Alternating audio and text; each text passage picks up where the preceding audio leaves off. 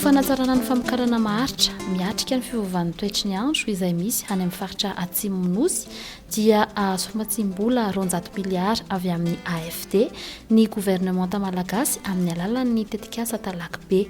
Tetikasa isehatra mandritry ny taona hiasa ao amin'ny commune miisa 5 any amin'ny faritra Anosy. Ilaina ny fanovana amin'ny famokarana mitodika amin'ny fiovaovan'ny toetry ny andro ankehitriny izay miombana amin'ny famokarana agroekôlôjika.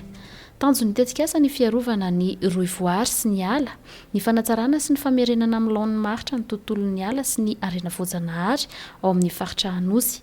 Ny ady amin'ny fiovaovan'ny toetry ny andro ary ny fametrahana fandrosoana eny fotony, ny fitantanana ny sandrika, ny fampivoarana ny faritra ary ny fanamafisana ny faharetan'ny fambolena. Maro ny asa ho tanterahana ao anatin'izany eo amin'ny sehatra ny fambolena sy ny fiompiana. Voalohany indrindra dia hoe tsy maintsy isika zany mandroso fomba famokarana vaovao izay manaja ny tontolo iainana ary koa ahafahantsika koa miatrika ny hoavy ny vaky. Ny manankarenitsika fa nefa ny amin'iny faritra Atsimo iny anisan'ny azon'letraketraka fiovaovan'ny toetrandro zay anika ny olombelona zany tsy maintsy voatery eo mikasika le fanimana ny tontolo iainana. Ka io zany ity tetikasa zay nazaona Matsimbola tia no ahafahana ho anivon'ny ministera mandroso ireo asa eritreretana ahafahana manao substitution ho an'ny fivelomana zay mazatra aloha dia ny olona ny zay misy ao aminy no ataony ny fanimana ny tontolo iainana amin'izao fotoana zao dia ny ministera dia miezaka miaraka amin'ny Européanombo rantoka efa hitatsika zao Matsimbola zao androso asa mba ahafahantsika mamokatra manaja an'izay accès manokana zany to anatin'ity tetikasa ty ho an'ireo vehivavy.